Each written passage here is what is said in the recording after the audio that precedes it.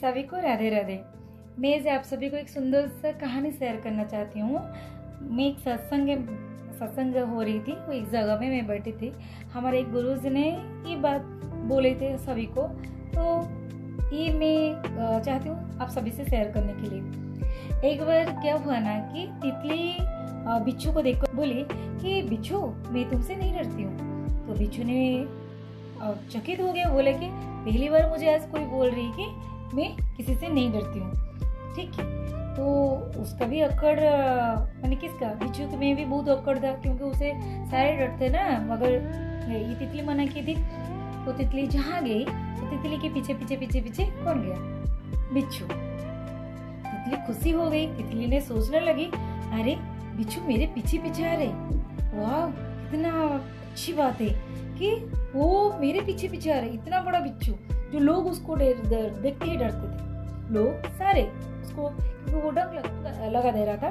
डंक में से वो अपने जो पूंछ में वो डंक लगा दे रहा था, इसके वजह से वो दुखता है और दर्द भी होती है। सुनो, तो ये खुशी हो गई किसको? तितली को। तितली ने पेड़ दिखाया, पौधे दिखाया, सुंदर सुंदर फूल दिखाया, कली दिखाई, सभी का फूल का सुगंध भी उसे महसूस कराने के लिए दिखाया, और वो भी महसूस किया, बहुत एंजॉय किया। एक दिन तितली ने बोलने लगी, बिच्छू मेरे जैसा उड़ना चाहोगे? तो बिच्छू ने बोला, अरे मेरा तो वजन बहुत अधिक है, मैं उड़ नहीं सकता। तो दोनों बातें करने के बाद सो गए। तो रात में बिच्छू ने तितली को काट दिया, मैंने डंक लगा दी, क्योंकि उसका आदत है। प्रकृति ने भी मुझे, प्रकृति किसी का बदलता नहीं है ना। कुछ कुछ आदमी भी ऐसे होते हैं, हर घर में, हर ऑफिस में, हर दफ्तर में, हर जगह ऐसे ऐसे कुछ आदमी होते हैं। उसका प्रकृति कभी सुधरता नहीं है, वो जैसे वैसे रहते। तुम जितना भी चाहोगे सुधरने के लिए, वो नहीं सुधरते, उनको मजा आ रहा है। हाँ, तो वो क्या हुआ, तो जैसे ही उसको डंक लगा, उसे बहुत दर्द हुआ, सुबह हुआ उठ नहीं पा रहा था, बहुत दर्द हो रहा था। तो तितली पूछने लगी बिच्छू को, अरे तुम तो मना किया था कभी मुझे डंक नहीं मारोगे, तो कैसे मार दिया? तो बिच्छू ने बोला, अरे भगवान की कसम खाकर बोलता हूँ कि मेरा तुम्हें मारने के लिए इच्छा नहीं था, मगर मैं क्या करूँ, मेरी आदत है, मेरी प्रकृति है। अर्थात जिसकी जो प्रकृति है ना, वो कभी नहीं सुधरता है। ये बात सुनकर तितली पंखों में उड़ान भरी और बहुत दूर चली गई।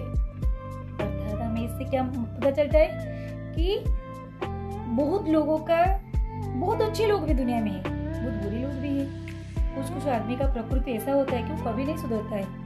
इसलिए कुसंगति से अच्छा है अकेला रहना।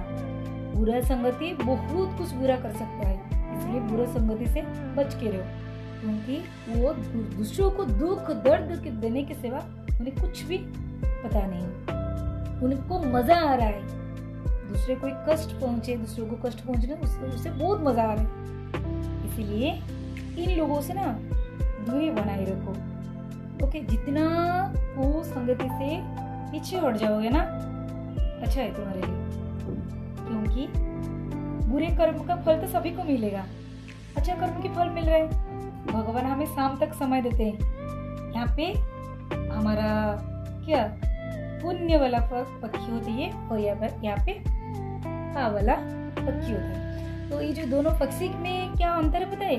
जब आदमी पाप करता है, पुण्य वाला पक्षी जो होती है वो क्या करता है, वो बंदा थोड़ा रास्ता भटक गया, उसका आदत है, उसको सुधारने के लिए शाम तक समय दो। जब शाम तक वो नहीं सुधरता है ना, उसका पाप की लिस्ट में उसका नाम चला जाता है। और भगवान कभी किसी को नहीं छोड़ते। बुरे कर्म का फल हमेशा बुरा होता है, इसलिए किसी को कष्ट मत दो। तुम्हारा प्रकृति है तो तुम नहीं सुधर पा रहे हो, तो दूरी बनाए रखो, किसी को कष्ट मत दो। भगवान किसी कहीं मंदिर मस्जिद में नहीं है, भगवान सभी के दिल में। कभी किसी को कष्ट नहीं देना चाहिए। ऐसे ही हर जगह में एक एक बुरे आदमी रहते हैं। बुरा तो नहीं बोल सकते, मगर उनका प्रकृति बहुत गंदा है। दूसरों को कष्ट देना, दूसरों को ताना सुनाना उन्हें बहुत पसंद है। ओके, बुरा से अच्छा है अकेले रहना, अर्थात कुसंगति से अच्छा है अकेले रहना। हरे कृष्ण, राधे राधे।